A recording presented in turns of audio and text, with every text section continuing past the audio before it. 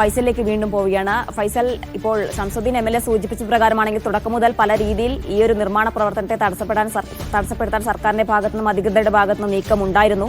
ഇത് നേരത്തെ ഫൈസൽ സൂചിപ്പിച്ചതുപോലെ വെറുമൊരു സാങ്കേതിക പ്രശ്നം ചൂണ്ടിക്കാണിച്ചുള്ള ഒരു നീക്കമല്ല, മറിച്ച് ഇതിനു പിന്നിൽ രാഷ്ട്രീയ ലക്ഷ്യങ്ങളുണ്ട് എന്നാണ് അദ്ദേഹം പറഞ്ഞു വെച്ചതെന്നാണ് മനസ്സിലാക്കുന്നത്.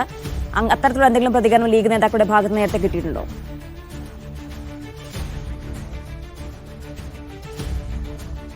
ഇതുമായി ബന്ധപ്പെട്ടുകൊണ്ട് സംസ്ഥാന പ്രസിഡന്റിനോട് നമ്മൾ ചോദ്യം ചോദിച്ചതാണ്. കാരണം തുടക്കം മുതൽ തന്നെ വലിയ പ്രശ്നങ്ങളും പ്രതിസന്ധികളും ലീഗിന്റെ ടൗൺഷിപ്പുമായി ബന്ധപ്പെട്ട് ഉണ്ടായിരുന്നു. മറ്റേതെങ്കിലും തരത്തിലുള്ള രാഷ്ട്രീയമായി ഒരു ഇടപെടൽ ലീഗിന്റെ ടൗൺഷിപ്പ് നിർത്തിവെക്കുന്ന തരത്തിലേക്ക് ഏതെങ്കിലും രാഷ്ട്രീയ ഇടപെടൽ ഉണ്ടായിട്ടുണ്ടോ അല്ലെങ്കിൽ ഉണ്ടോ എന്നുള്ള ചോദ്യം നമ്മൾ മുസ്ലിം ലീഗിന്റെ സംസ്ഥാന അധ്യക്ഷനോട് തന്നെ ഇന്ന് നേരിട്ട് ചോദിച്ചാണ്. അപ്പോൾ അദ്ദേഹത്തിന്റെ ഒരു മറുപടി എന്ന് പറയുന്നത് ഈ പുനരധിവാസം എന്ന് പറയുന്നത് കേരള പൊതുസമൂഹത്തിന്റെ ഒരുമിച്ചുള്ള ഒരു ആവശ്യമാണ്.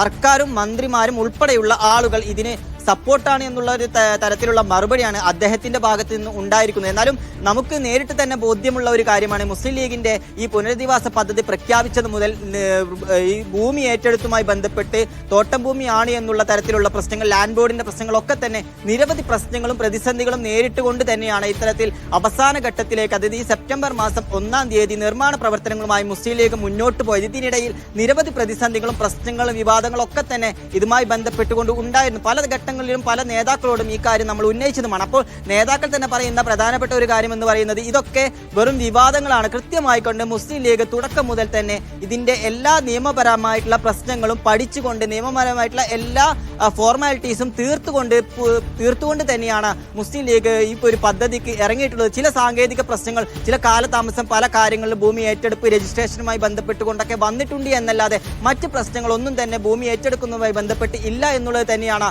മുസ്ലിം ലീഗിന്റെ നേതാക്കൾ പറഞ്ഞിരുന്നത്. എന്നാൽ ഒരു ഭാഗത്ത് വളരെയധികം ആസൂത്രിതമായിക്കൊണ്ട് അല്ലെങ്കിൽ അത്തരത്തിൽ പലതരത്തിലുള്ള പല ആളുകളുടെ ഈ പ്രതികരണങ്ങളൊക്കെ നമ്മൾ കേട്ടതാണ്. മുസ്ലിം ലീഗ് ഇത് വലിയ തരത്തിൽ ജനങ്ങളെ വഞ്ചിക്കുന്നതടക്കമുള്ള കാര്യങ്ങളിലേക്ക് കടക്കുന്നു, അല്ലെങ്കിൽ ഈ ദുരന്ത ബാധിതരായിട്ടുള്ള ആളുകളെ മുസ്ലിം ലീഗ് പറ്റിക്കാൻ ശ്രമിക്കുന്നതടക്കമുള്ള കാര്യങ്ങൾ CPM-ന്റെയും അതുപോലെ പല നേതാക്കളും ഇതുമായി ബന്ധപ്പെട്ടുകൊണ്ട് പല പ്രതികരണങ്ങളും ഇതിനു മുമ്പും നടത്തിയതാണ്. എന്നാൽ ഇതൊക്കെ മറികടന്നുകൊണ്ട് തന്നെയാണ് മുസ്ലിം ലീഗ് നിർമ്മാണ പ്രവർത്തനങ്ങൾ ആരംഭിച്ചത്. ഇപ്പോൾ ഷംസുദ്ദീൻ MLA ഒക്കെ സൂചിപ്പിച്ചതുപോലെ തന്നെ ഇത് തകർക്കാൻ ശ്രമിക്കുന്നു എന്ന് അവർ ആരോപിക്കുന്നു. എന്നാൽ പാണക്കാട് സയ്യിദ് സ്വാദിഖ് അലി ശിഹാബ് തങ്ങൾ തന്നെയാണ് ഇന്ന് നേരിട്ട് നമ്മോട് പറഞ്ഞത് സർക്കാരും മന്ത്രിമാരും ഒക്കെ തന്നെ ഇതിന് അനുകൂലമായി തന്നെയാണ് കൂടെ നിൽക്കുന്നത് എന്നുള്ളതാണ് അദ്ദേഹത്തിന്റെ ഒരു പ്രതികരണം ഇന്നുണ്ടായിരുന്നത്.